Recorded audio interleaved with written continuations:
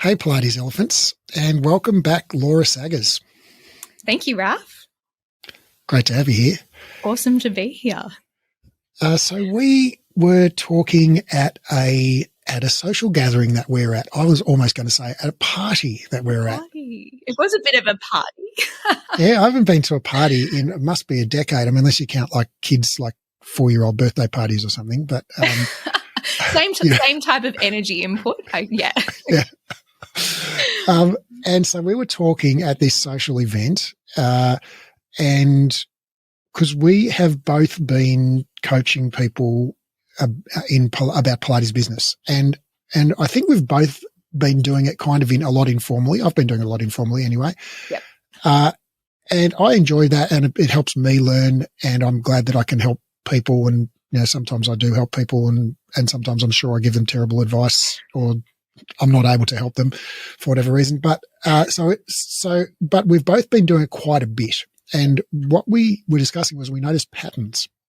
There's like often it's the same things that people are getting stuck on in their business. And this is sort of regardless of what type of Pilates business they have, whether it's like a group studio or one-on-ones or online business or small, in more semi-private setting or whatever.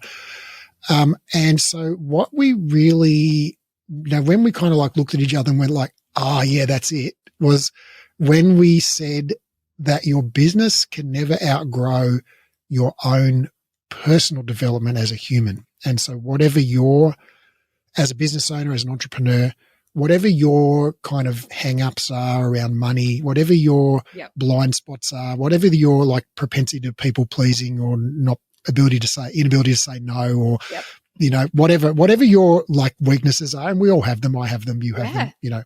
We all have them. Whatever your weaknesses are as a human, or not weaknesses, but whatever stage of personal growth you're at, okay, your business will be limited by those same things. And so that the growth as an entrepreneur, the journey of the trajectory of growing as an entrepreneur is in many ways the same thing as the journey of personal development and growing as a human. Correct. Yes. And I am very grateful for all the interviews I've done with you over the last, I think my very first one was 6 years ago. So I've had the opportunity, like personally, to reflect at where I have been in the process of opening the studio as to where I am now. And it's been like a continuous thing that I've been fortunate enough to be able to like look back and check in and go, oh, whoa, I've grown so much in that 1 year. And these are the things, these are the takeaways. And like you were saying, it is very much you are where you are, and everybody is at their own point of their journey, no matter what. Like everybody has their own things. Everyone's always going to be really good at some things and have other things to work on. So the correlation between business and personal development is that often you are doing the same things in your personal life as where you're holding yourself back in business. That's kind of the major takeaway that I've had recently, that they do really align. Yeah. A big takeaway for me that I'm still working on is that we keep learning the same lesson over and over again and until we learn it. Yes.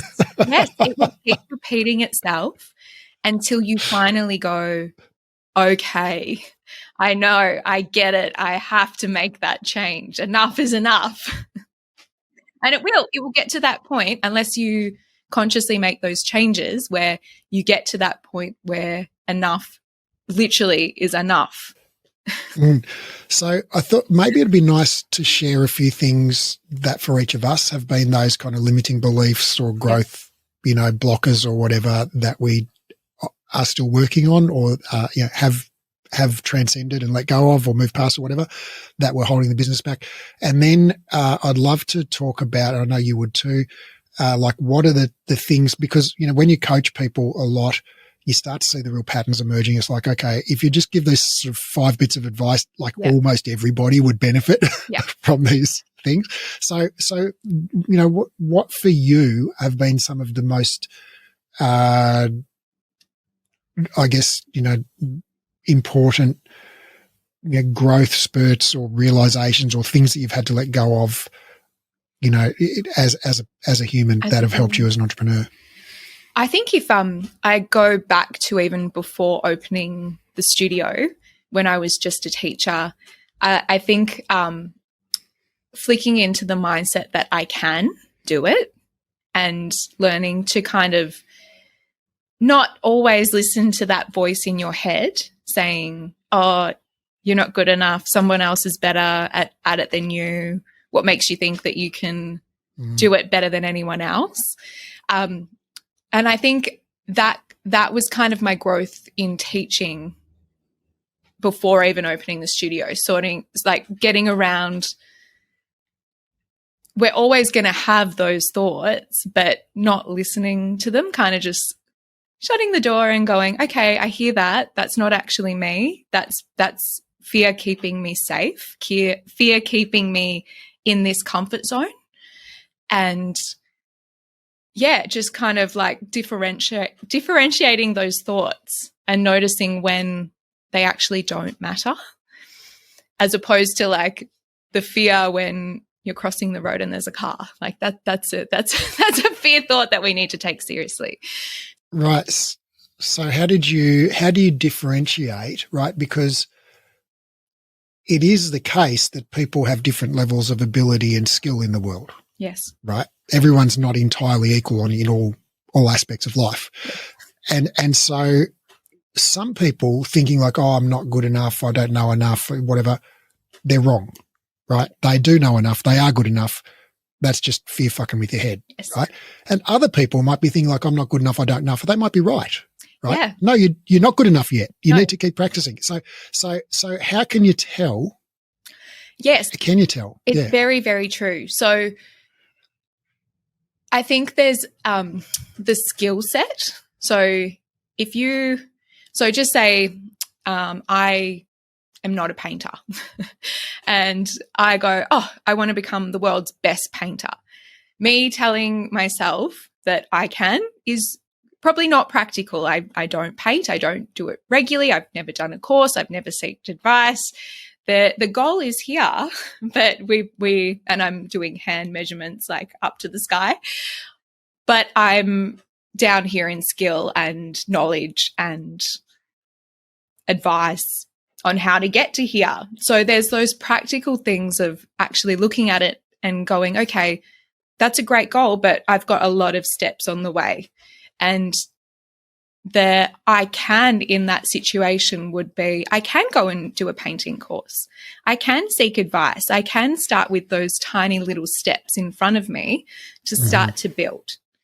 Mm-hmm. So when you're doing that in your school skill set or in life as well, like it also reflects back to just general things in relationships, and you're not just going to jump off the deep end to the biggest, most scariest thing. You're going to do little baby steps along the way, small conversations, building a trust muscle with yourself that starts to give you that kind of empowerment to go, okay, we did this. We've done this before. It wasn't that scary. Those little I call them little trust pumps along the way, and they build and build.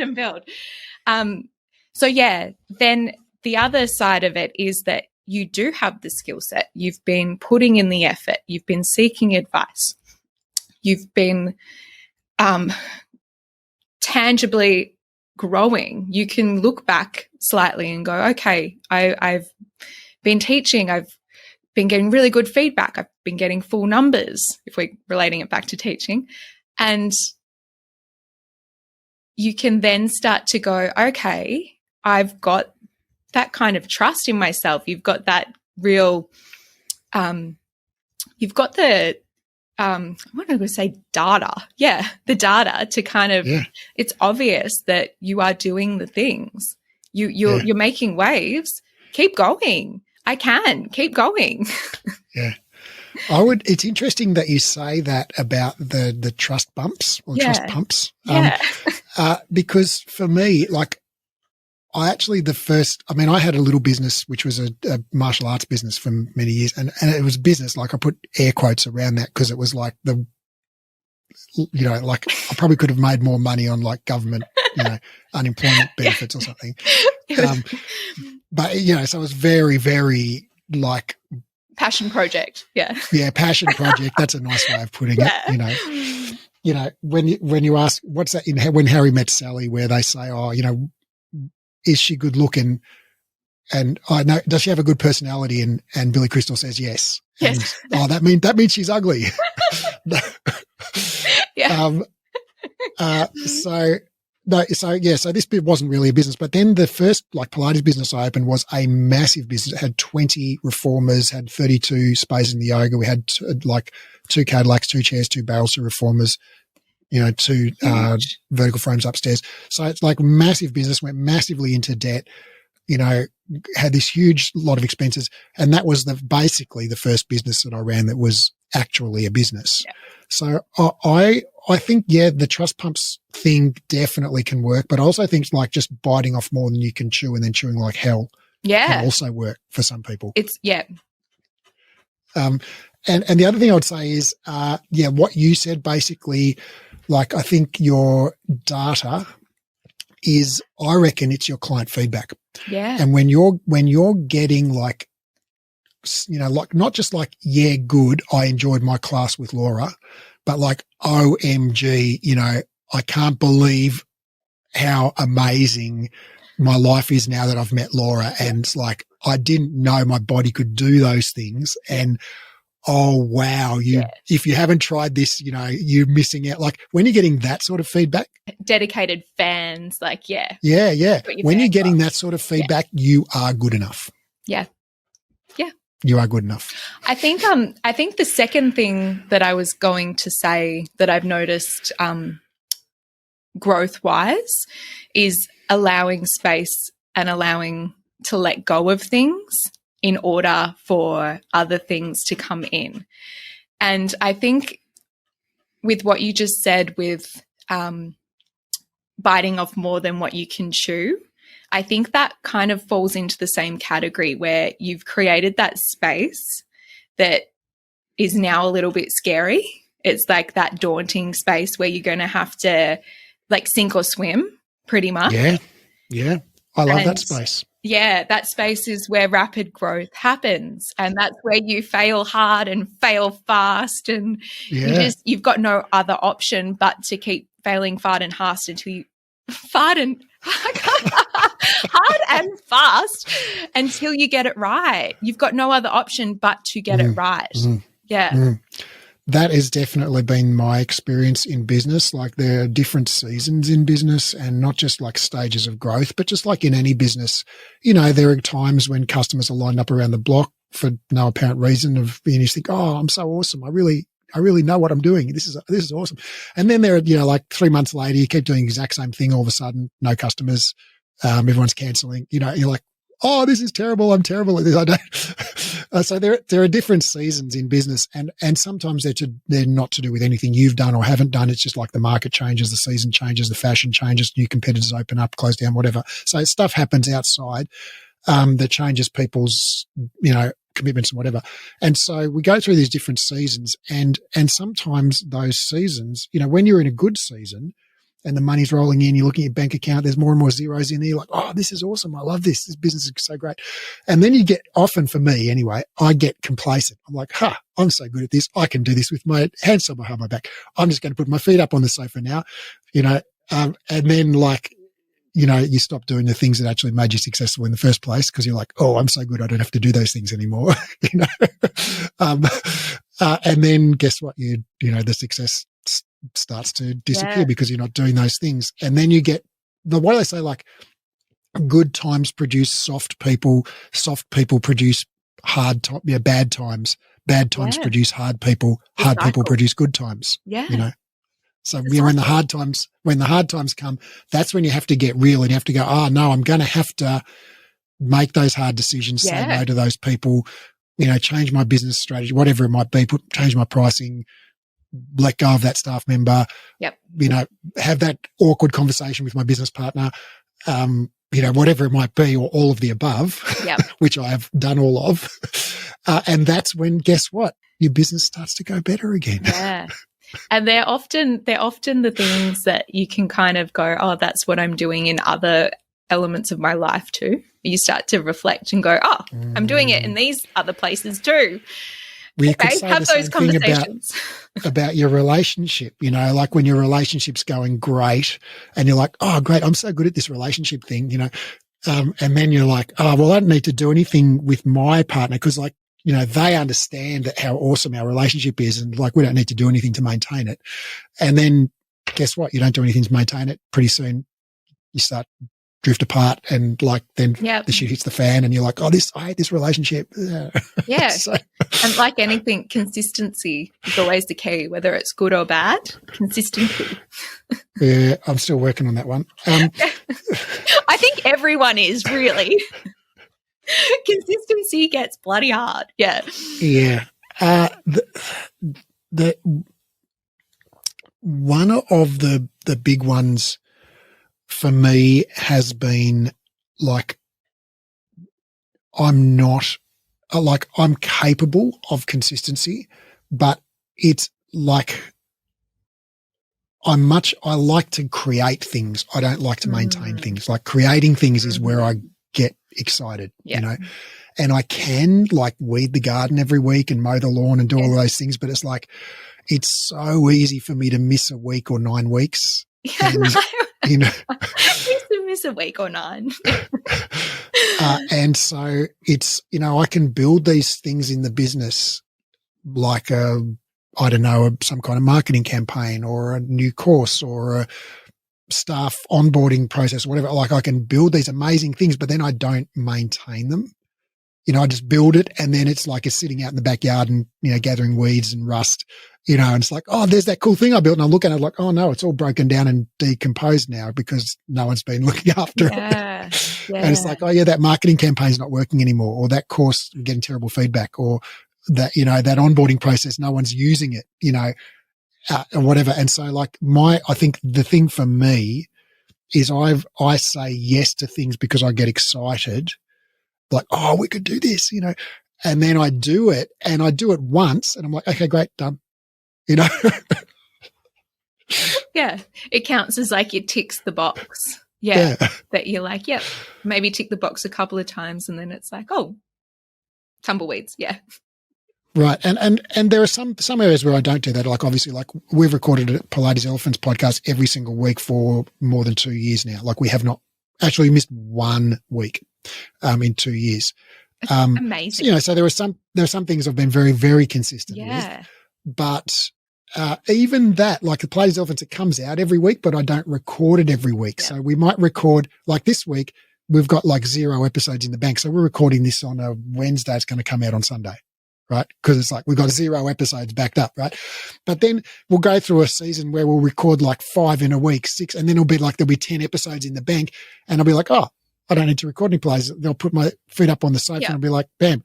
And then 2 months will go by and I'll get this email from one of my team. They're going, shit, we don't have any, we've got 2 days, to find someone to talk to on the, and so it's it just, I have this kind of feast and famine thing. Yeah. That's my own fault.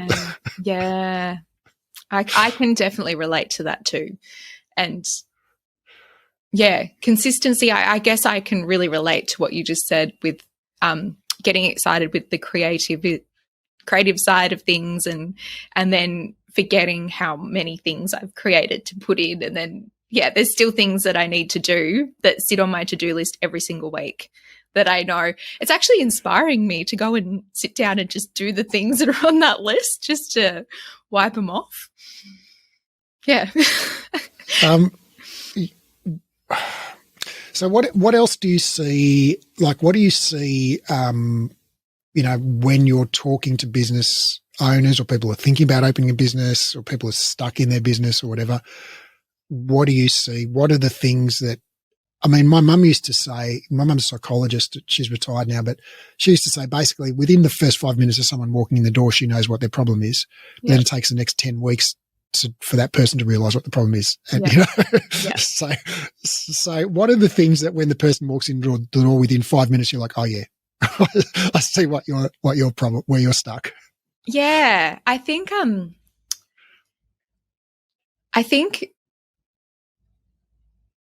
if we're talking like really general,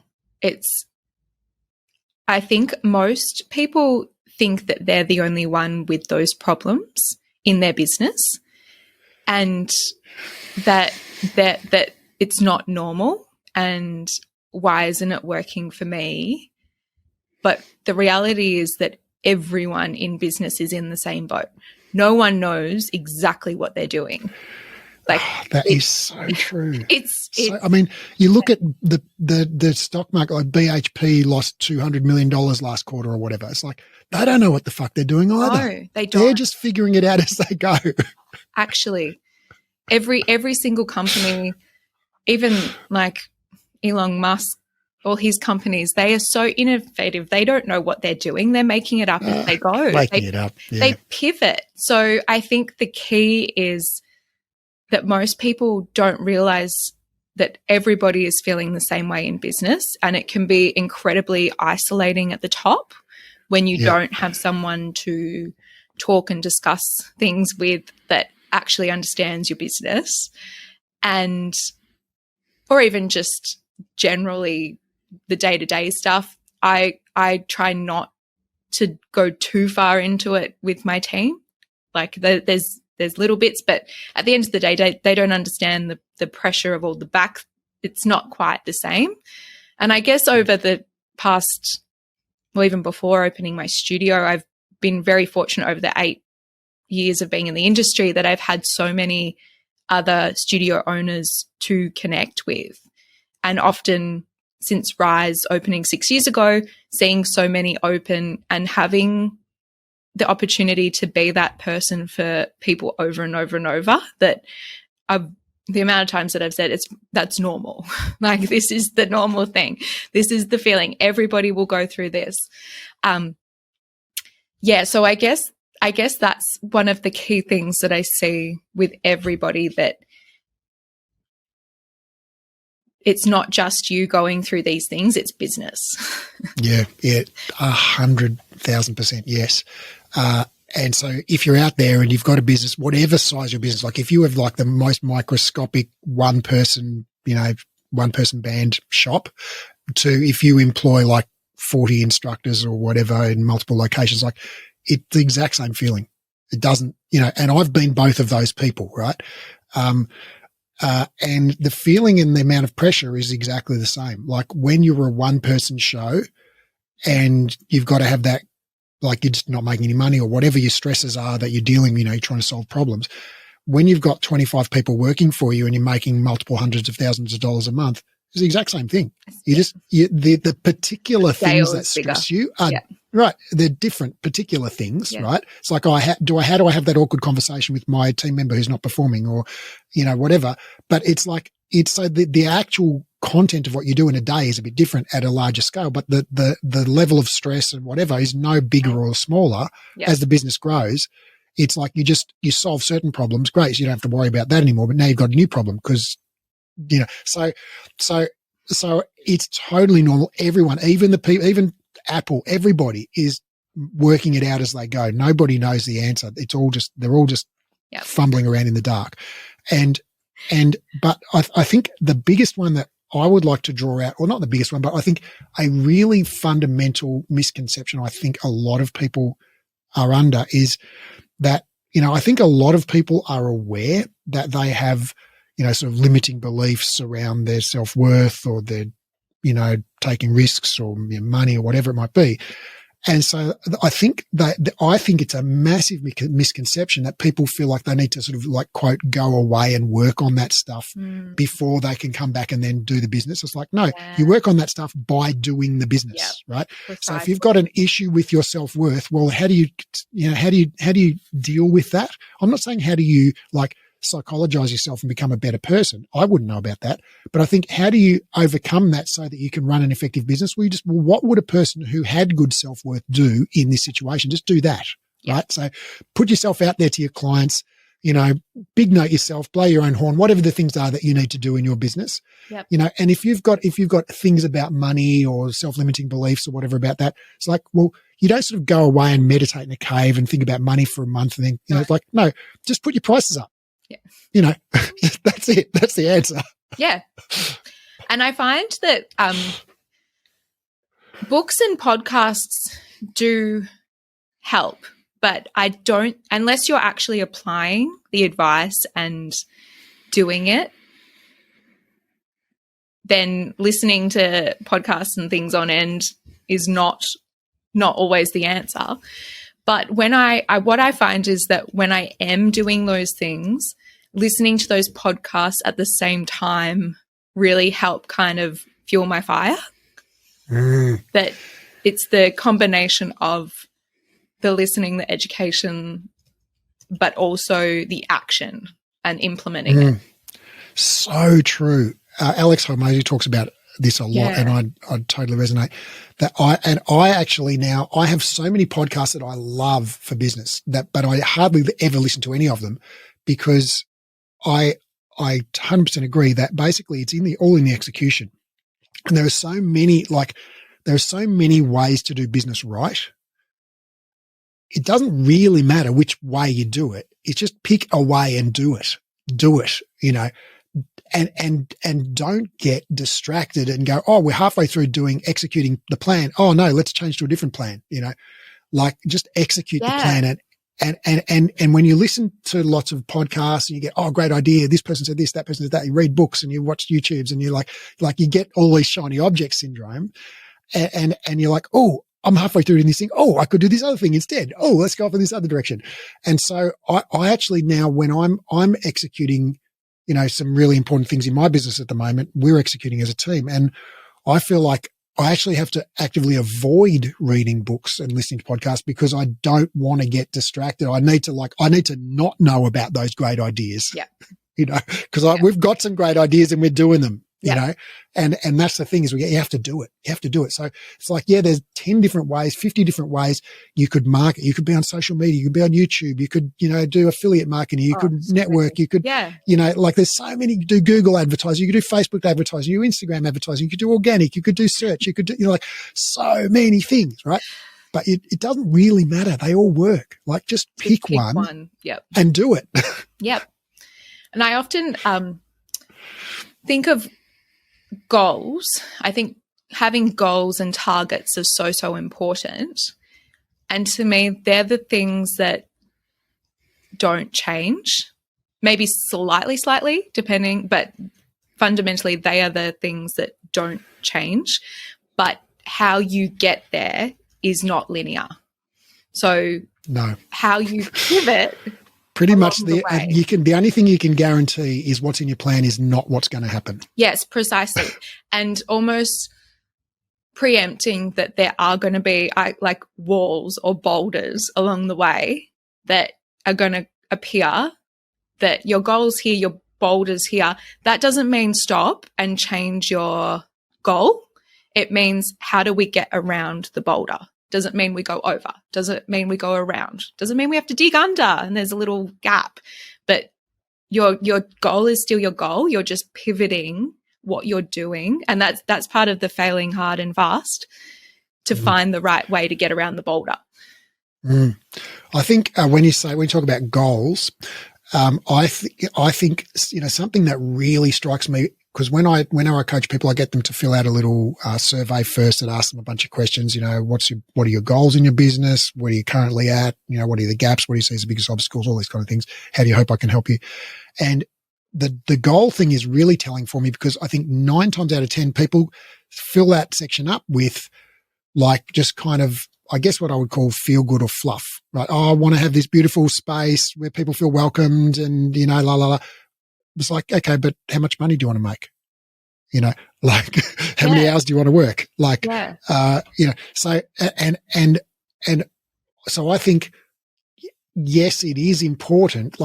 I have a really clear definition of who I want to work with, who my customer is, because I want to spend time with people who I enjoy being around, right? I want to work with people who I think are really cool because that's more fun for me, right?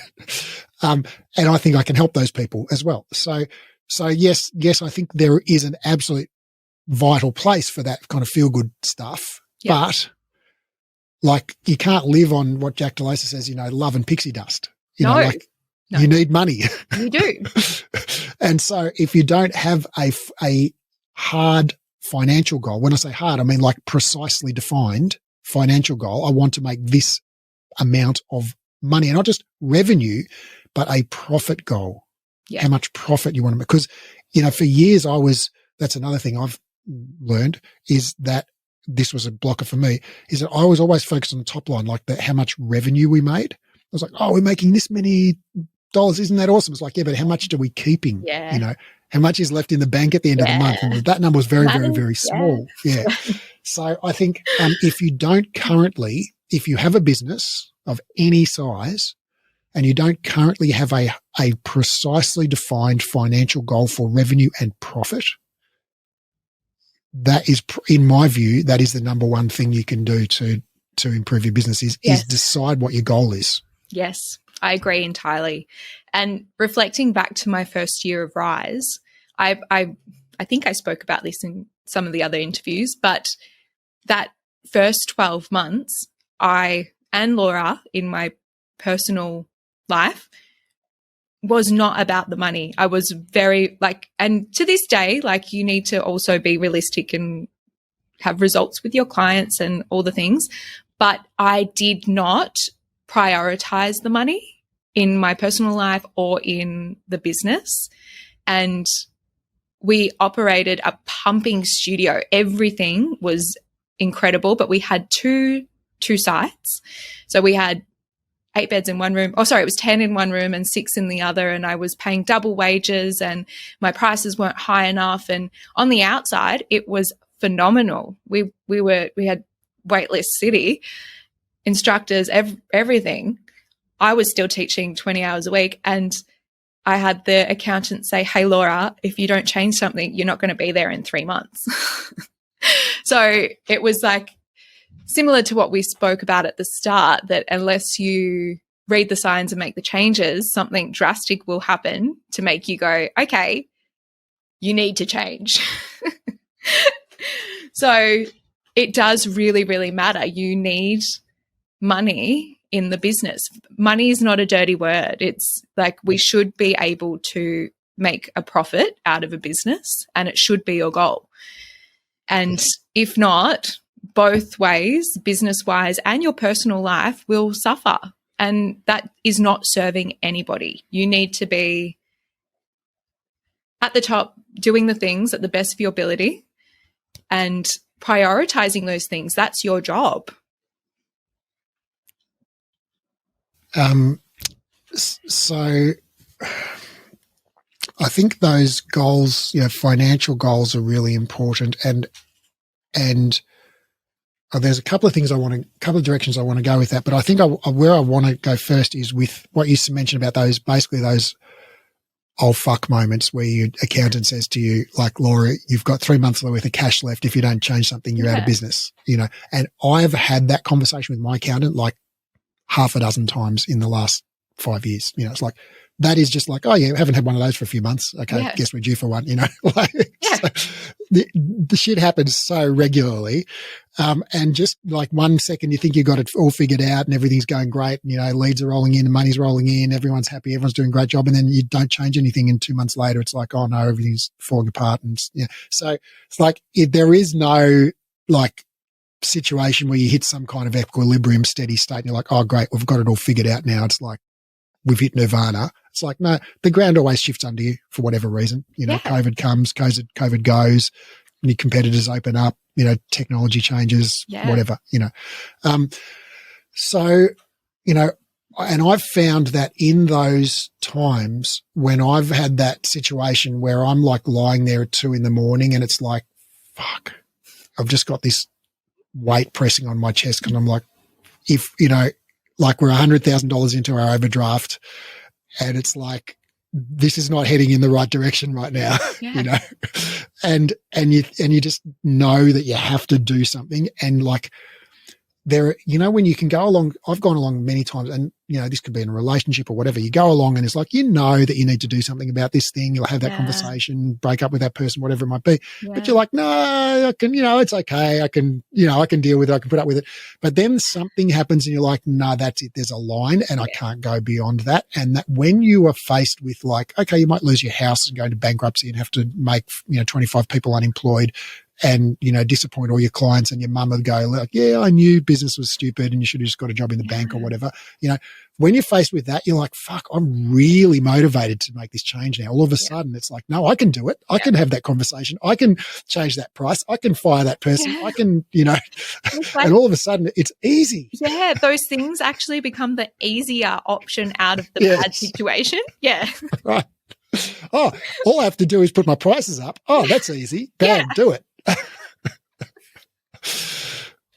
Yeah, and isn't it funny, because we're just going through this thing right now in my business where we've been building, we've got this brilliant marketing team internally now. We've been building up our marketing team for a couple of years, or year and a half, and we've got this really brilliant marketing team, and you know, leads were coming in and sales are increasing, everything's going great, And then about 45 days ago, so like, what are we now, in the middle of October, so like start of September, all of a sudden just the floor fell out, and it's like, we're still spending all that money on Google ads. We're scaling it.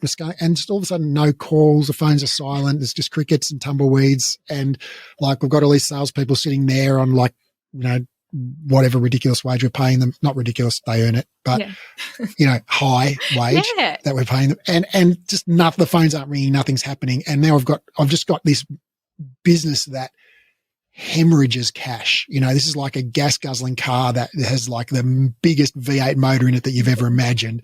It just like gets no mileage, right? So you've got like, you look at your bank and you're like, I've got $300,000 in the bank, but then like 2 weeks later you look and it's like, oh, there's only like $50,000 in the bank. You know, it's like, it goes really, really quick when you've got a hungry business. And when those sales aren't coming in, it's like that, you know, you hit like emergency, like, you know, abandoned ship stations like really quickly. And so, you know, the leads weren't coming in, and all of a sudden we got to this point where I just had to pull, you know, another 50,000 out of the overdraft, and I was like, oh shit, you know, this is not going where it needs to go. And so all of a sudden we're like, okay, no, this is our number one priority in the whole business right now, is to solve this.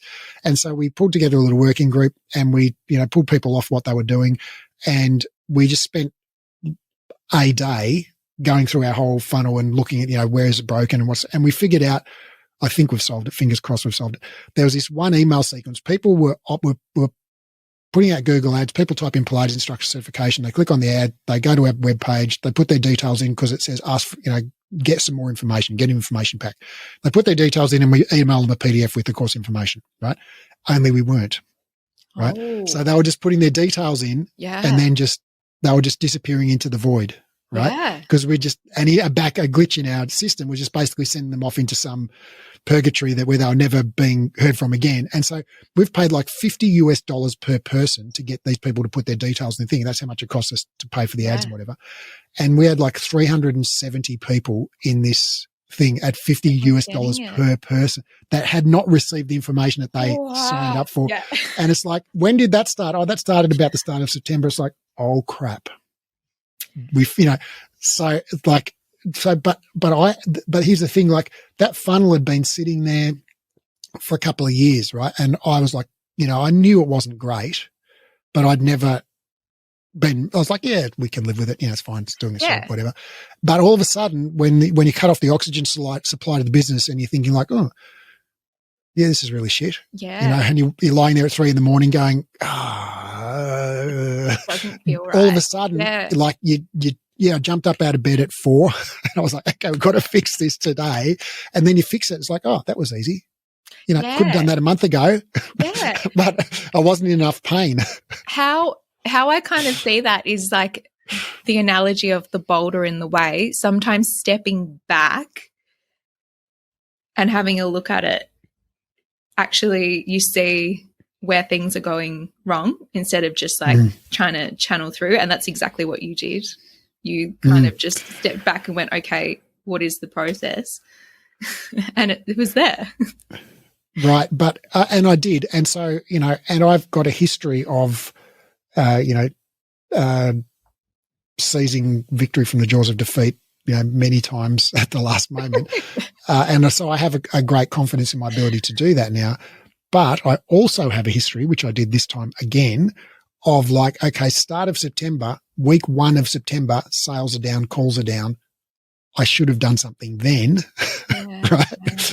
Yeah. Our sales in September were like $200,000 less than they normally are, right?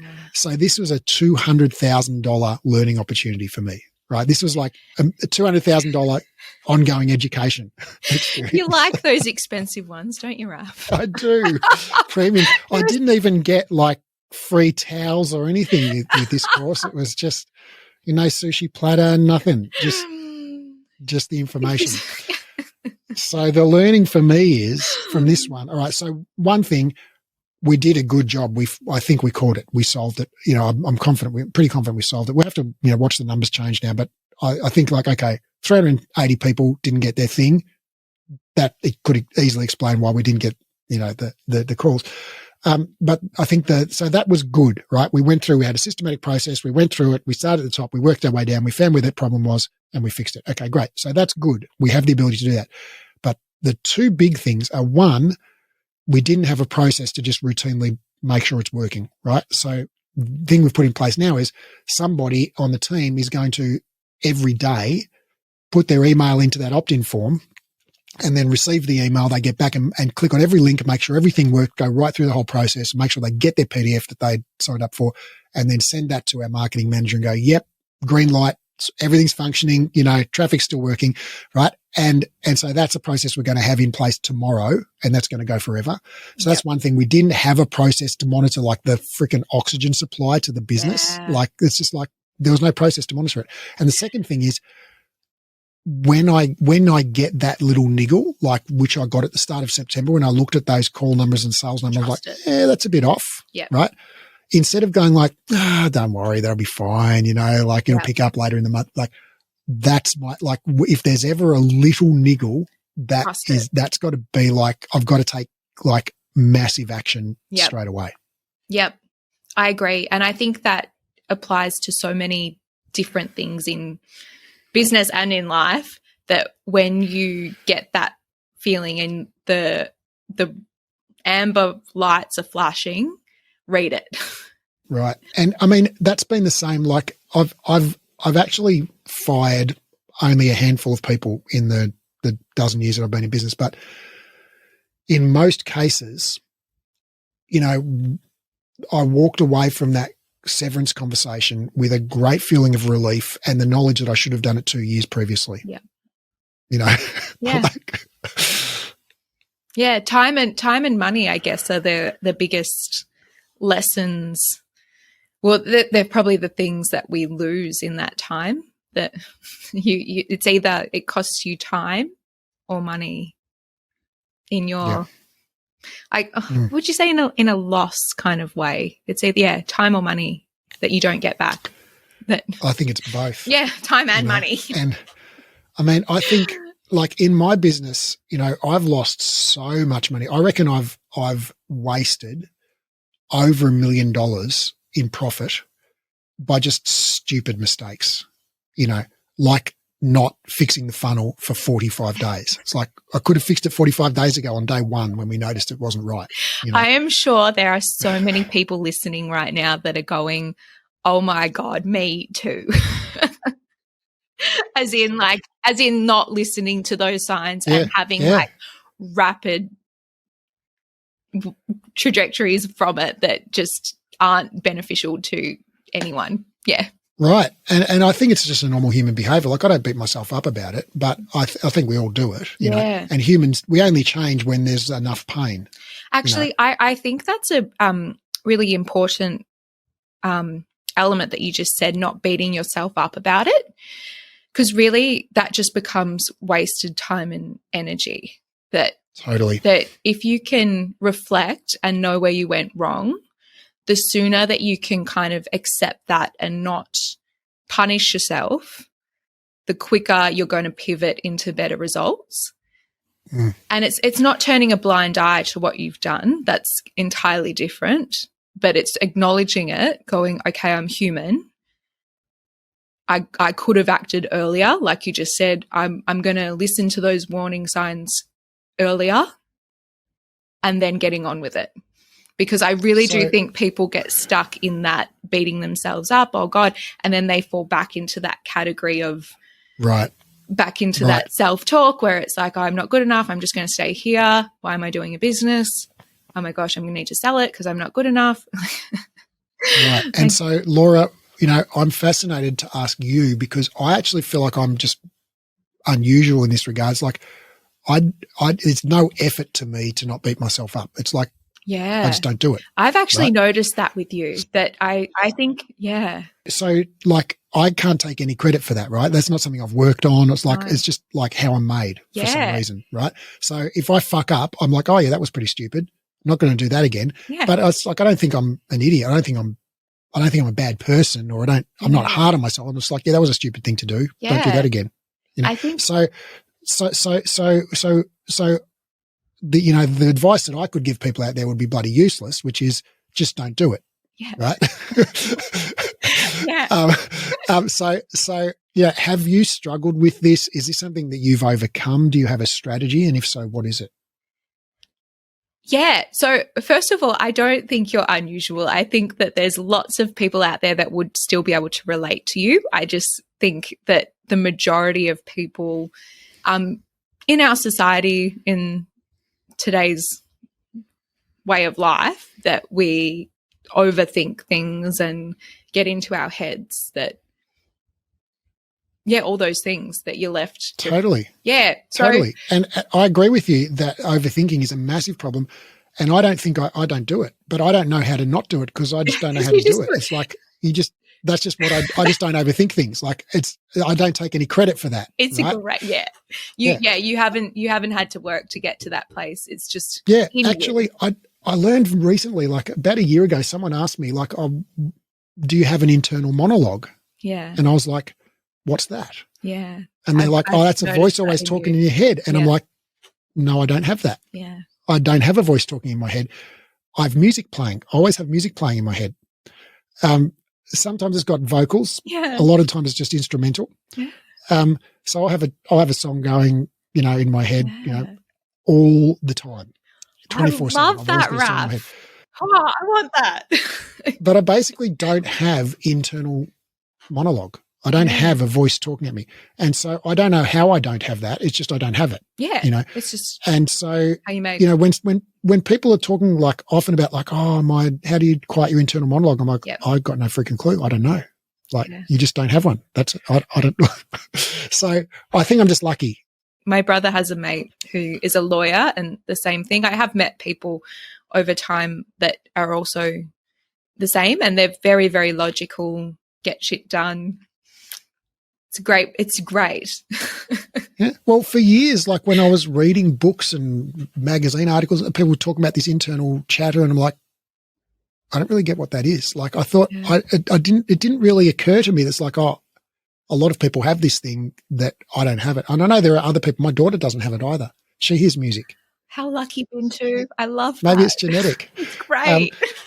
But yeah, so I don't know why it is, but I just realized fairly recently that is something that's different. And I wonder if that's got to do, like, I'd love to see if there's any psychological research on this about the correlation between people who have internal monologue or not versus levels of anxiety and self-doubt and stuff. It's like, well, imagine if you didn't have someone telling you you're an idiot all the time. Yeah. How awesome would that be? Oh, I'm sure that there are. Like, I'm equally as interested as you, particularly now after really highlighting that, to see what the evidence is and what other correlations come into it.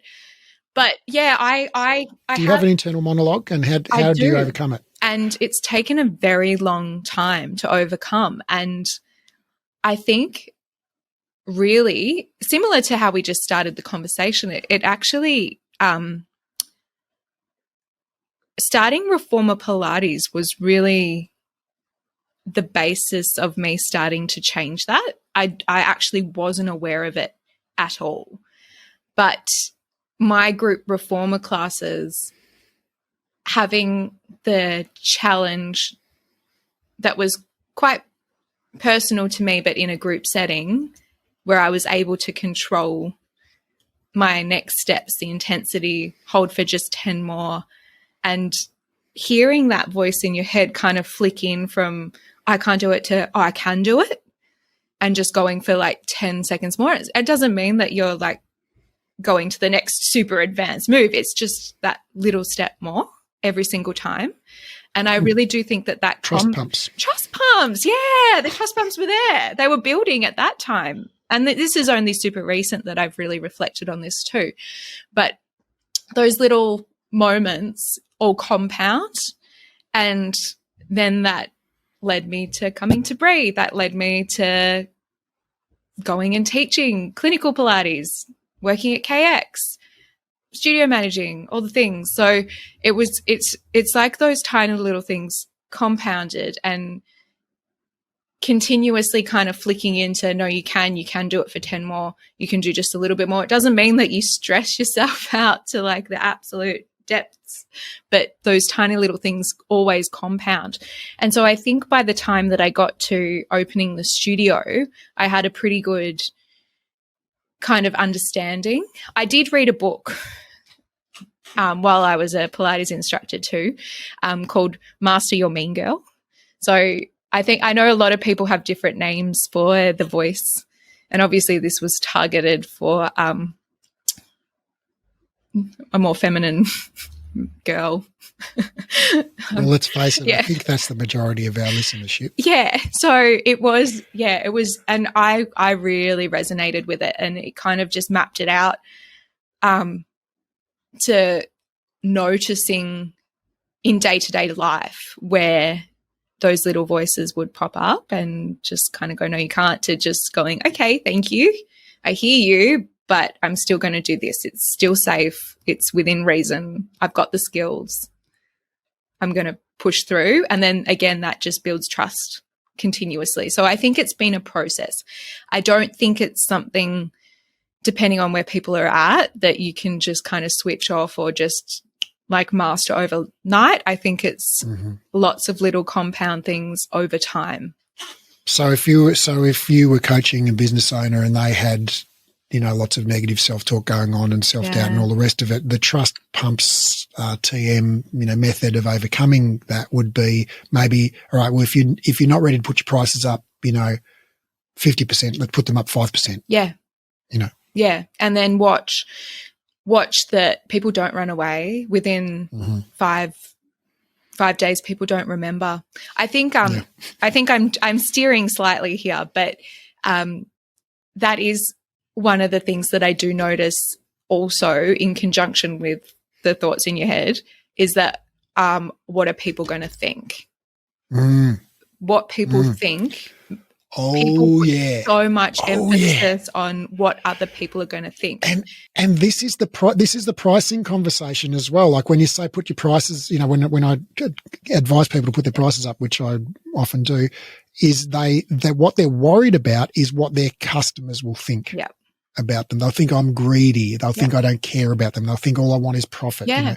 And even instructors, even your team, your staff, like, for some people that like, I know back in when I first opened, I thought that because I was still an instructor and I was like, well, I don't want them to think of me as any different. So why would I want to make all the money? Like, I know it's so weird, isn't it? Because in our own lives, we all have these brands that we buy that are premium, right? Whether it's, whatever it is for you, it's handbags, or you like the nice car, or the nice skin cream, or the nice, premium Netflix subscription, whatever it is, right?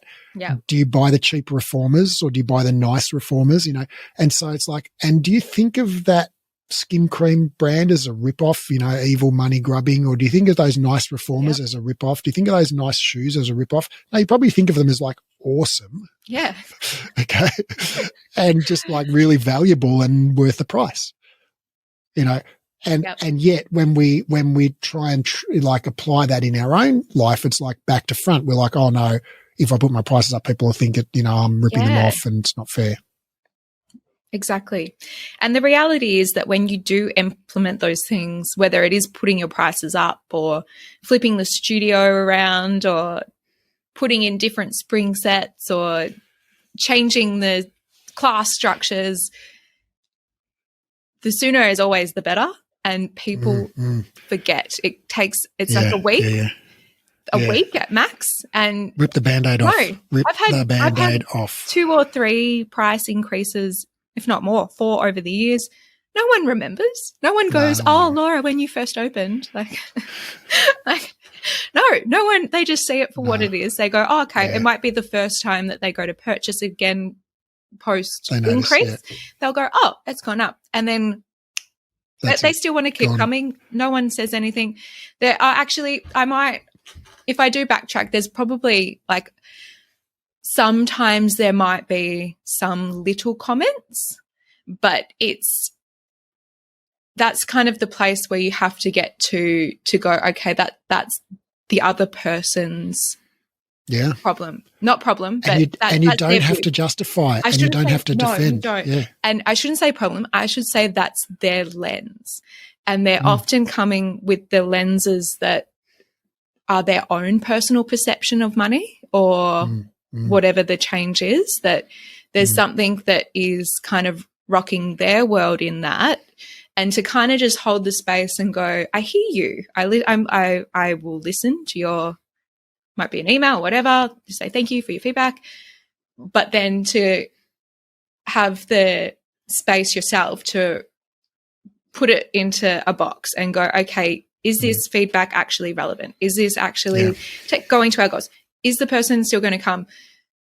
Doesn't matter if they don't. It's creating space for someone else who will be more aligned in your business anyway.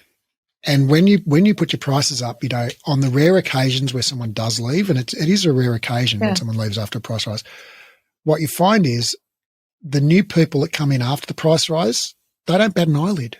No. They don't bat an eyelid. They don't. It's like they just pull out their credit card. Happy as Larry, no problem. Okay, great. There's my money. Yeah. So it's all relative to what you expect. If you have no particular expectations, it's fine. So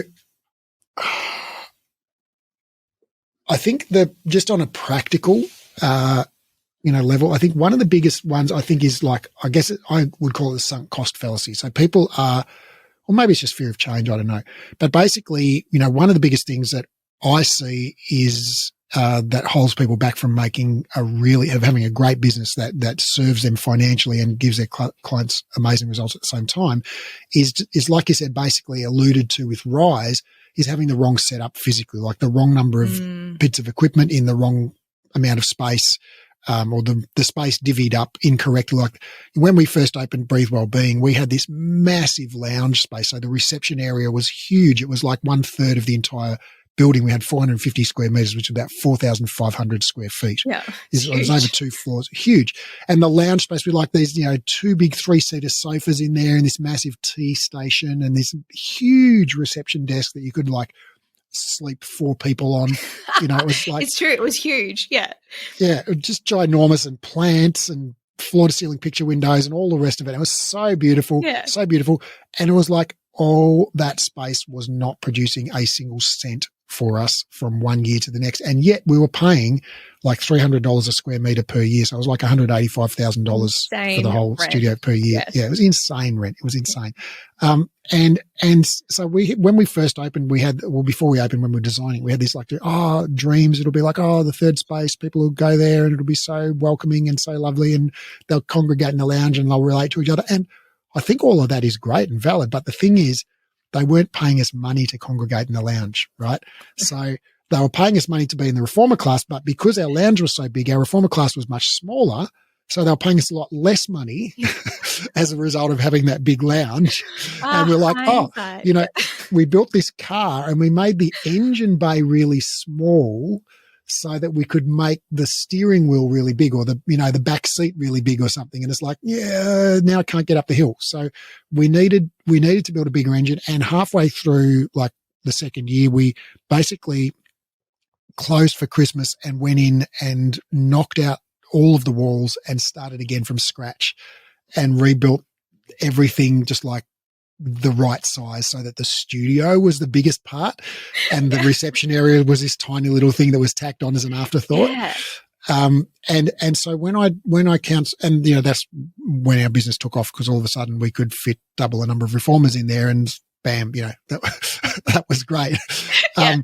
So the biggest thing I see with people, I think, just in terms of practical things, is they've got either too many or too few bits of equipment in a space. Yep. And so I've found, like with modeling, and we're talking with Josh, our financial advisor, we did, that episode with him a few episodes back, that basically there are two sizes that work really well financially for a studio, which is having 4 in a class or having 10 plus. Yep. And the reason for that is with 10 plus, and the more the better. We've had 20. I know studios we've got 24, 28 in a class. With 10 or more in a class, you can charge reasonably low prices, like $20, $25 a class. And because of the volume, you make a really good margin. You can pay your instructor well, and there's a good margin on that. Yeah. With fewer than 10, like if you have 8 or 6, people won't pay a lot more for a class of 6 than they still see it as a group class, right? So they don't see it as like a premium boutique offering. Correct. So they only want to pay $25, but it's like, well, now you've only got 6 machines doing $25 rather than 10 or 12 or 14 machines doing $25. So that's not good financially. But when you get down to 4, all of a sudden, for some reason, people see that as much more premium, much more individualized, and all of a sudden they'll pay like double or even more than double, right? So you can actually charge, like for a 4-on-1, you can charge like almost as much as you charge for a 1-on-1. Yeah, semi-private. Yeah. Yeah. And that's the same for a 3-on-1 or a 2-on-1. But the thing is, with a 3-on-1, there's not as many people in the room. Yeah. So people will pay $55 for a 2-on-1 or a 3-on-1, but they'll also pay $55 for a 4-on-1. Yeah. And so the math just works out the best. So the best number, and this is over like hundreds of studios that I've seen this, and I've seen the data with you. On. You got to have either 4, not 3, not 2, not 1, not 5, not 6, not 7.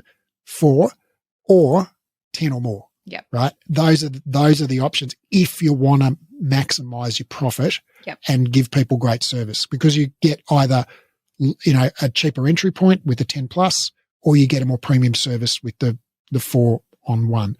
And that's not to say you don't ever do 1-on-1s to like do introductory sessions for people or whatever, but like basically most of your sessions should be 4-on-1 or 10-on-1 if you want to make good money. And so, one of the biggest things that I see with people is they've got their studio set up with 6 reformers. Yeah. Or like you had, like 10 in one room and 6, and then a big divider in the room and 6 in the next room. It's like, why don't you just knock the wall out and have 14? 2, right? And so, and it's like, well, you figured that out for yourself. I can't remember if we ever had a conversation about it, but you figured that out for yourself. My accountant figured that out for me. Right. Okay. that was the, hey, Laura, tap on the shoulder. Right. But I think what often, seems to stand in the way of people making those changes is they're attached to the fact that they've put so much effort into setting up the way they set it up, or they've got, we can't fit any more reformers in because where would people put their bags? Well, freaking leave the bags out in the waiting room or whatever. Like hang the bags off the ceiling. Doesn't matter. Yeah, like, worried about having them too close together. The clients are used to having their space. Yeah. They don't. Pretty soon they won't be used to it anymore. No, they don't. They'll just get used to the new thing. And it's exactly the same thing. I've gone through adding more machines into my space, and there might be a day of the odd no, and then crickets, it's gone. No one remembers. Yeah. No one actually. And how many remembers. have you got these days? I'm actually talking to you right now. I probably should put one more back in because post-COVID, that's probably been the one thing that you do. Like we have literally had social distancing rules. So I did take one out. I've got 12 and 13 can go in there. So you've just inspired me to go do it. Well, that'll be $50,000 extra that you'll make this year. Thanks, Raph. Oh, you did it. So yeah, I think that sunk cost fallacy, or that fear, like basically which says like, well, we've spent so much time and effort setting it up this way, so it'll be a waste. It's like, no, it's not a waste. It's like it got you to where you are now, and now to get you from where you are now to a better place, put in more reformers, knock out that wall, put the make the change rooms smaller, get rid of the men's change rooms. Yeah. And I think like what you have just said, you renovated the studio space, and I'm assuming more than once. And multiple times. Same Yeah. here. Once we moved, we spent 2 weeks moving a wall like 1 foot further away, so we could fit in a whole extra row of reformers, because we were like, isn't that insane? Yeah. The reformers are just like, if we only had like shorter reformers, we could fit a whole extra row. We're like, why don't we just move the wall? It's like, all right, let's move the wall. So, and it is so worthwhile. So if you are on the fence of renovating your studio to be able to fit more machines, it is so worthwhile. Go and do it. Right. And I want to talk just for a moment about the difference between an investment versus an asset versus a liability here, right? So if you renovate your studio to put in more reformers, that's an asset, right? Yep. You spend like $20,000 building a new wall, and you can put in 3 more reformers. Bam, you're going to make $150,000 in the next 12 months on those 3 reformers if you can fill them, right? Yep. So that is an investment. You pay money, you get more money back. Whereas if you renovate your studio to make it look nice, that's a liability, right? You spend $20,000 getting the beautiful paint and whatever. It's like, well, do you get more money for that? No, you do not. No. And to me, that comes back to functionality over the aesthetics always. And yeah, I guess I got coming into opening the studio. It's funny because I'm like, I feel like I'm back in the opening. I didn't expect this conversation to go right back to that point. But I think I was aware of functionality over aesthetics, but I do think being in the space, you do notice things better once you are functional in it. So as much awareness from working in other spaces and knowing that everything comes down to having it functional, having great classes with results, you can still not see in the initial setup what works and what doesn't until you get in there and you start using it. So there's like the difference of going, okay, yes, having it just beautiful and going, oh, they look better like this, as opposed to going, okay, no, to me this is functional right now. It still looks great. But even in that space, when you first open, you get in there and you start teaching in there, and then you go, whoa, this does not feel right. These machines need to be facing the other way. We need to move, like you said, move this wall, put a mirror over here, move the equipment station because it's not actually in a functional setting. All those things make a difference, and they make a difference to the client's experience. So, yeah, I think that's where you're going with. To me, that's going liability versus asset also.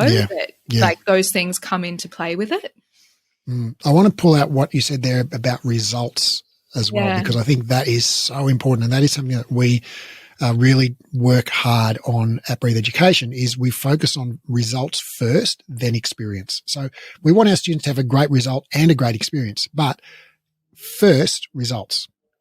And so if students come and they're like, oh, the teachers were so lovely and the staff was so lovely, but I didn't learn anything. It's like, no, well, that's no fucking good to anyone. You know, we would rather they came and said like, oh, well, the e-learning system was a little bit cranky and I couldn't find my way around and the thing was glitchy and the PDF didn't work, but oh my God, I've really changed the way I think and the way I practice, and I'm fearless and I'm empowered, and like, that is the result that we go for, is like people have the transformation to become an empowered, fearless, knowledgeable, confident, skilled instructor. And then like once we're nailing that, then we go, okay, and how can we make it more fun and easy to achieve that? So I think that the Pilates studio or Pilates business parallel to that is like, we want to provide a nice environment. We want to have it looking nice and, smelling nice and all of the things. But it's like ultimately, your clients come to you for results. I agree with it. Absolutely. We've actually just pivoted my whole business at the start of the year based on that, to ensure that we are giving clients the results that they're after in guidelines with the health and fit. Oh, sorry. The Raph, help. Physical activity guidelines. Physical activity guidelines. Why is that so hard to always just like fly off? So, particularly in the strength element. So, ensuring that we are providing like tangible strength gains in our classes, and people are aware of where they're at so that they can progressively load themselves, so that we are doing actual graded exercise in our classes consistently across every single class that you come to. That's amazing. Yeah, so it is great. It has come from me doing the diploma this time. Was it this time last year? Yeah. And oh God, anything before yesterday is a total bore to me. I have no idea where we're up to, but yeah, that's kind of where it all kind of the penny started to drop for me. We have always focused on our classes and providing a great experience here. And at the end of last year, we went through a turnover of majority of my team. So I had basically the same key people in my team for 5 years, which is great. I think we've had a conversation too, Raph, where we've spoken about retention, and like there's no need to label it good or bad. It just is what it is, because you can get into the kind of side of it where it's like retention is great, like wow, like you've had them for 5 years, but then also people need to grow. And this is where I went, I don't know if it is a good thing, because have I grown these people enough for them to go on and do other things? But so it's not a good or bad thing. That's just, I thought I'd just share that if anyone's looking or thinking along the lines of that. I had a great opportunity to kind of implement change with a whole heap of new instructors, new team coming in. And yeah, it's been incredible the last, I'd say about 12 months, watching the change and development and ensuring that the results are there and everybody is working to the same clear goal. I think that's something that I certainly struggled with at the start of being a business owner, and I think I've let go of it now, but I think maybe a lot of people struggle with it. I don't know. You tell me. But is like when I first owned a studio, like I was a Pilates instructor, I was an instructor trainer, in fact, but there were lots of instructors I was employing who were actually more experienced. Some of them were the people who had, in fact, trained me. Yeah. And so I felt like, well, it's not for me to walk into your class and tell you how to teach when you literally taught me how to teach Pilates, right? Yeah. So I'm just going to say, hey, you're really awesome. Go teach, do what you do, make the clients happy, however you know, right? And, that worked to a large extent because I had awesome people. Yeah. But over the years, I've changed my philosophy to now what you've basically expressed a moment ago, which is like, no, this is the way we do it around here. Yeah. And this is our philosophy at this workplace. And there are lots of great ways of doing it, but this is our great way of doing it. And this is how we do it. And we don't do it some other way. Yeah. and so I need you to do it this way. Yeah. And I think that comes back to having the values and the systems already structured there. Like you've got the kind of setting, and then being okay with people staying or leaving. That's huge. And I also think that that's kind of tangible in life too. Like you get to the same place where it's everywhere. It's not just in your business. It's like, okay, cool. Like, yeah, I've noticed that correlation.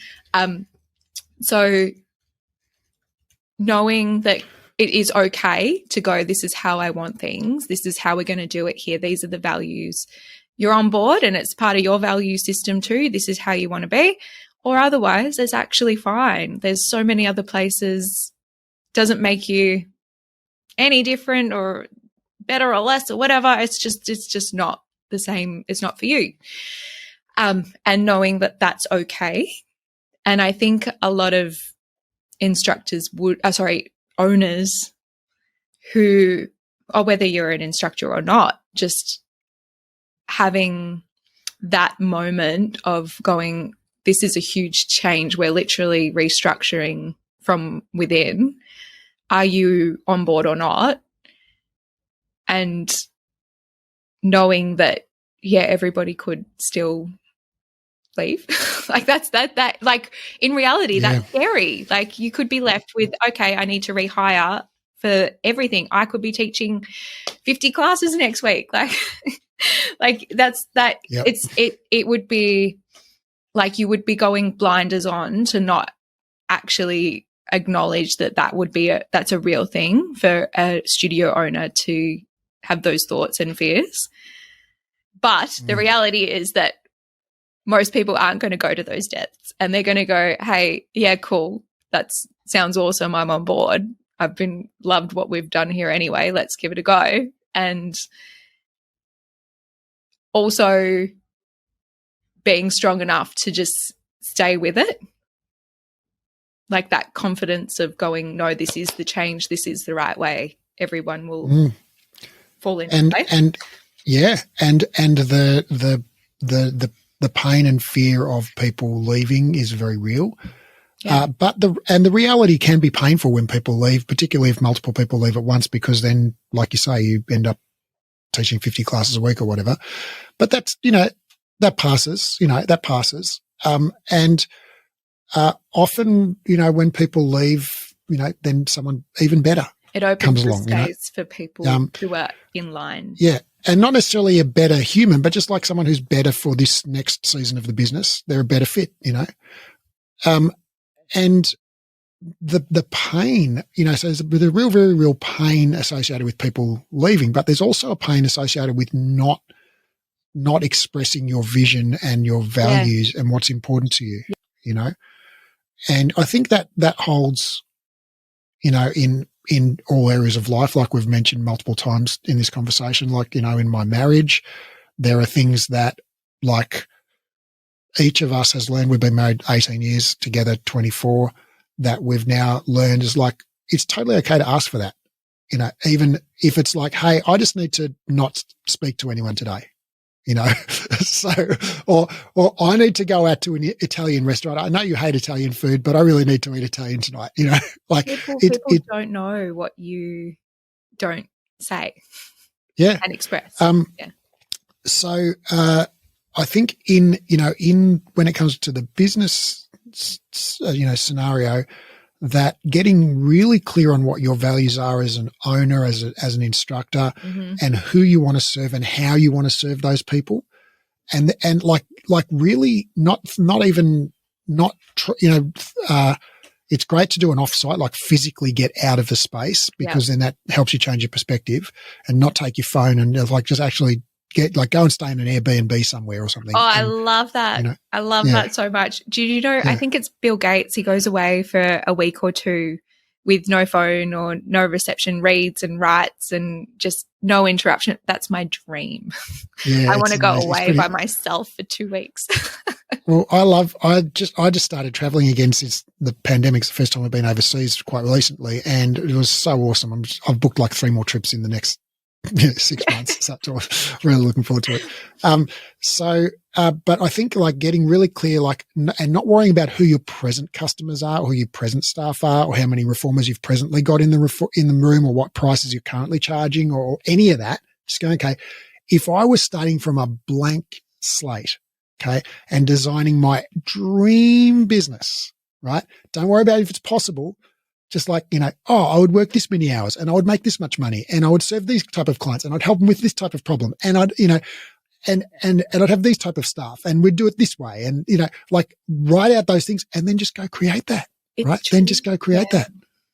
And that writing that out actually lights you up inside too. Like that's your energy, your drive to go back and take that to the team.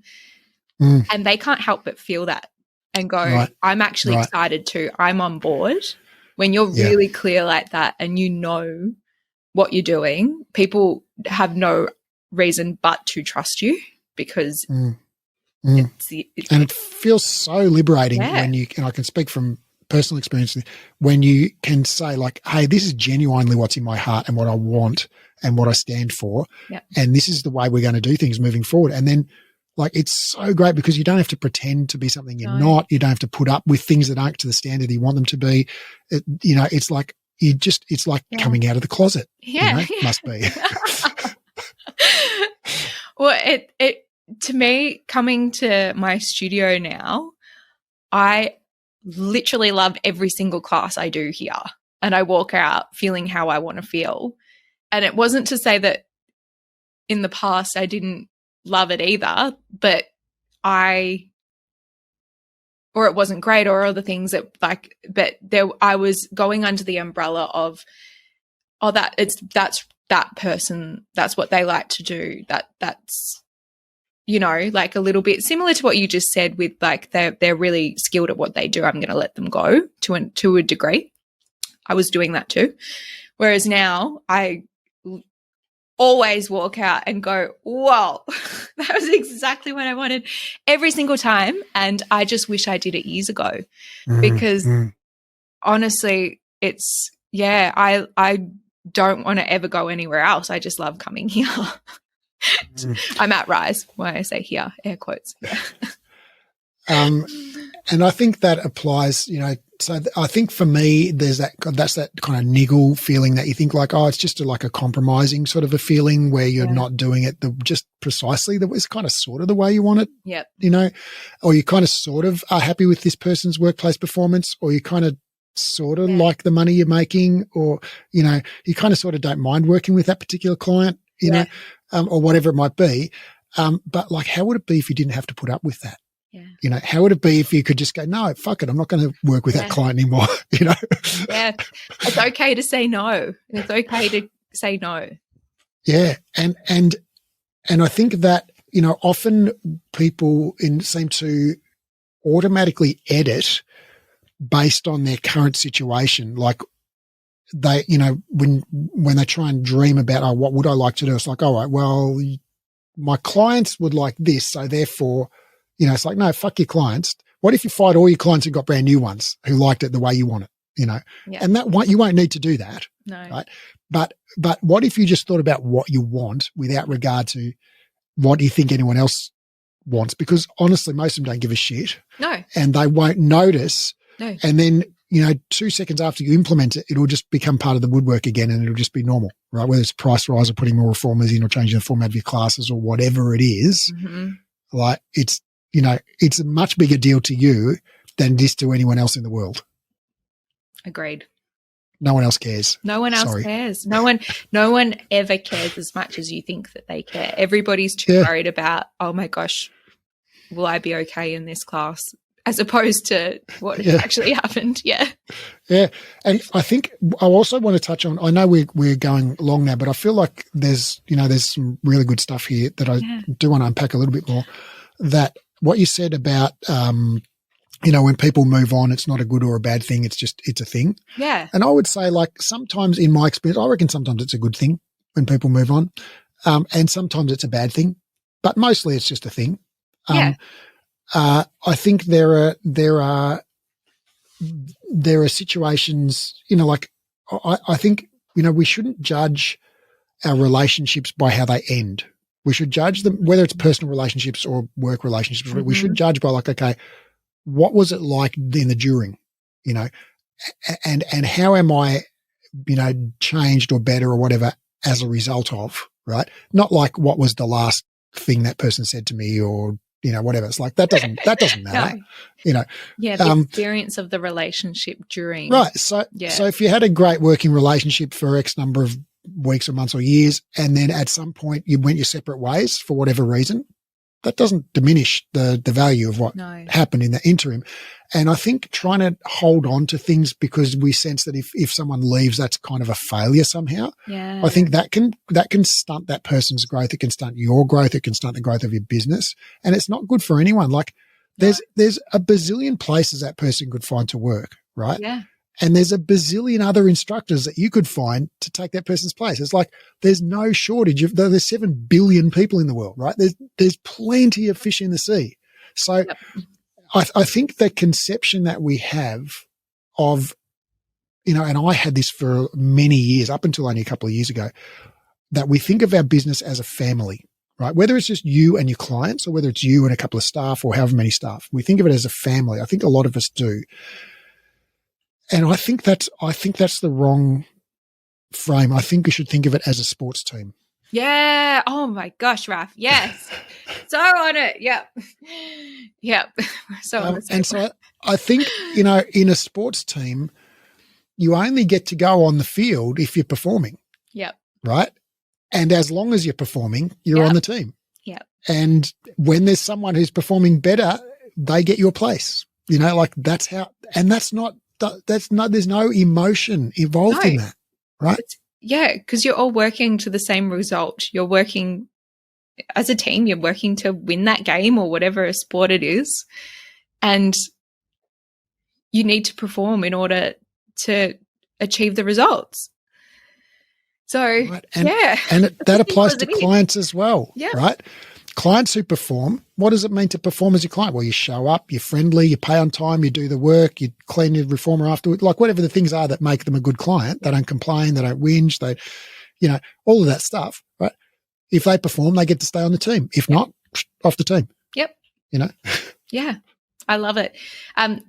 There's a book, Legacy by James Kerr, which is about the All Blacks and being the greatest rugby team.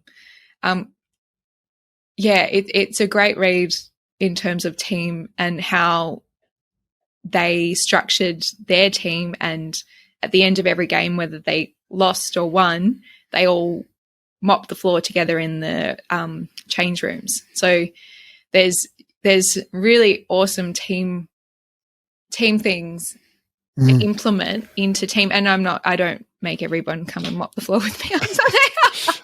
Not saying that, but in the context that, like, no, you guys vacuum, don't you? Yes. Whether you win or lose, you're all still there on the same team working for the same results always. It's just like, yeah. And to shift from family to team doesn't mean that there's not love and friendship and regard and respect and consideration, all those things. But it just means that we're not, like, you can't fire your family, right? You're stuck with your family, you know? And so, you know, it's very possible to have a family member that's like not compatible or not on the same page or opposed or dragging their heels or stick in the mud, whatever. And it's like, well, you bad luck. You just got to, you know, put up with him at Christmas lunches and whatever. But that shouldn't be the way you run your business, right? It should be run like a sports team, in my view. But that doesn't mean that I think as an owner, you should be doing your utmost to help your people grow and develop. And if that means them moving on to a bigger team where they can play in a bigger role, absolutely. That's what you should do for them as well. As a coach, knowing when you can no longer coach anyone any further, that's a huge thing too. And having that conversation and saying, okay, I can no longer coach you under this umbrella anymore. This is as far as I can go. I think I love all those documentaries like Save the Last Dance, the Michael Jordan and the Redemption Team, because it really I thought you were talking about the dance movie Save the Last Dance. I'm talking about basketball. Julia Biles. Is that her name? Julia, what's her name? I think it starts with S. So anyway. I'll butcher it. But Julia Stiles? Stiles, that's it. Yeah. No, Save the Last The Last Dance. It's not Save the Last Dance. The Last Dance, the Michael Jordan documentary. We got there.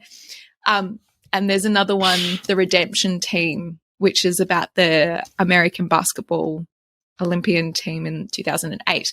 And seeing their journeys as a team together and how they're coached is like those elements make so much sense, which is why when you said team rather than family, I went, yes, because you're expected to achieve results. Like you are there to do your job. You're working to the outcome. In a team. It is literally a team. In a team. It is literally and then a team. everybody still has their own things within that team to work on. And that's how I very much see my role as a owner manager, that I do look at everybody individually on that team and figure out what they need to be doing to continue to grow in what they're doing in my business. And it's all different. It's all different. And obviously we still do training for the overall goals. That's like your drill out on the court kind of stuff. But then on the little side, okay, hey, let's do a little drill over here. Do your team have KPIs? Do your instructors have KPIs? I asked you this last week. Yeah. So it's something that I definitely want to put in at the moment. I was on another little chat with you the other day, that I don't have official KPIs at the moment. But in that conversation, we kind of highlighted that full classes and wait lists are kind of the unspoken KPIs across most, I'm going to say all Pilates studios, because let's face it, that's what we are all here to do. So yeah, I think, yeah. So, there was something else, but it's just popped out of my mind. So, I don't know. Are we done, or is there anything else that we need to talk about? I think we've covered quite a bit. I guess that's it. The last thing that popped back in, and it's just kind of a footnote, really. It's like, well, I think even if because I've been through this myself a couple of times. It's like, I want to encourage you, if you listen to this, don't be afraid to contemplate pivoting radically, right? Yeah. So if you're like, I've only got a studio and it's only got room for 3 reformers, well, go move to a different premises. Yeah.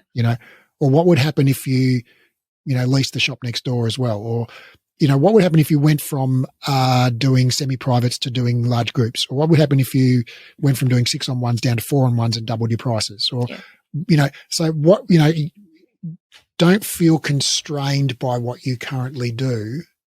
I guess we kind of touched on this before, but I think I guess what I'm thinking about now is your self concept and your image of this is the sort of business I have and this is the skill set I have. It's no, you can have whatever business you want. Yeah. Yeah. 5 years in, you can still pivot. Yeah. Yeah.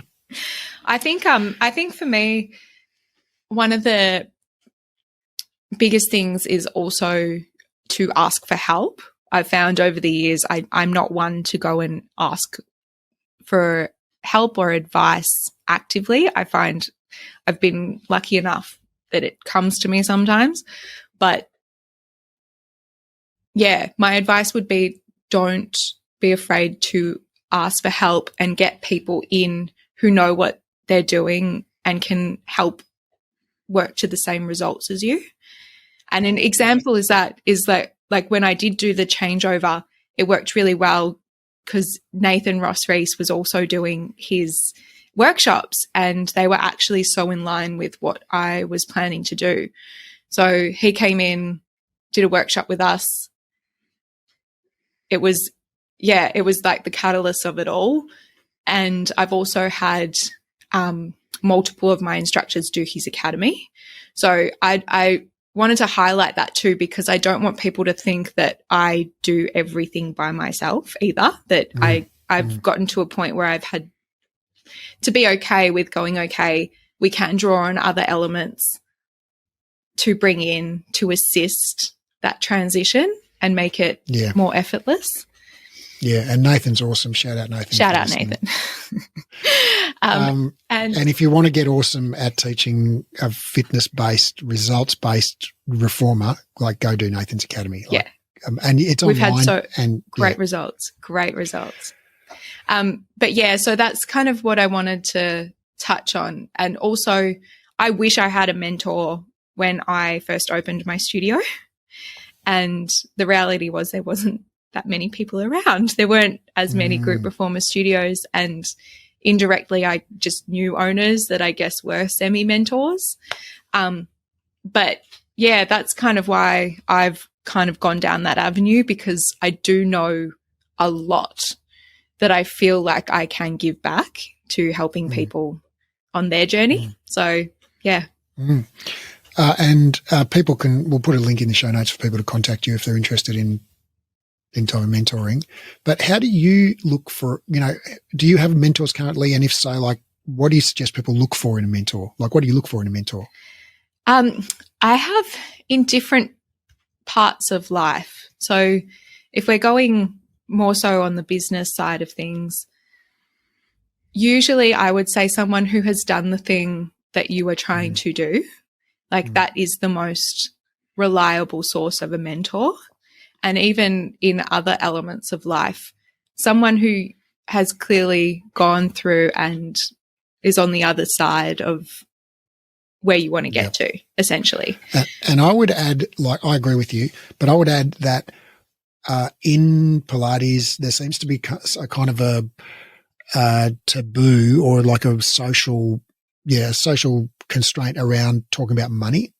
And I think if you're looking at someone as a business mentor, you absolutely freaking have to talk about money. Like, that you can't mentor someone in business without talking about money.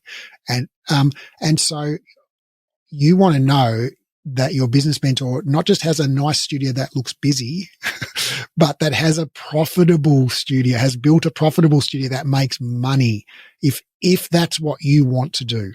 And so I think you should not you, Laura, I mean, talking about the Pilates stratosphere, but that you should absolutely be comfortable to ask your potential mentor, like, about their biggest business figures. Yep. Because if I'm looking for a mentor, I have very specific revenue and profit numbers that I want that person to have achieved before I'll consider being mentored by them. Yep. That's the results you want. You want someone who's actually achieved it. Yeah. Right. I want you to teach me how to do this thing. Show me that you've done it. Yep. Yeah. And the funny thing is about like mentors who've already done it is they're not doing it for the money. No. Right. Yeah. So when I'm looking for a mentor, I look, amongst other things, I'm looking for people who have done the next stage of business that I am working on now, which is growing a business from like 5 million to 10 million. Mm-hmm. Right. And so, all right. So I want someone who's built a $10 million business with maybe a $3 or $4 million profit. Yep. Right. So they've got $3 or $4 million profit. They don't need my fucking money. No. Whatever I could pay them per hour is like totally peanuts. Right.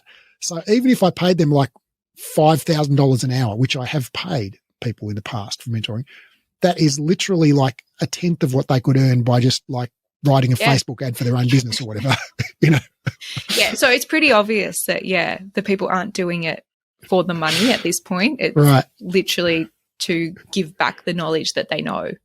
And similar to what you said too, you get something back from it yourself. It's kind of like a reflection back into your own everything too. That's what I find. Yeah. But I've experienced in my own experience as a mentee that the mentors that I pay a lot of money to, I really do the homework and, like if they say, put your prices up, whatever, I'm like, oh fuck, I just paid you $5,000 to tell me that. So you absolutely do it. Yes. Yes.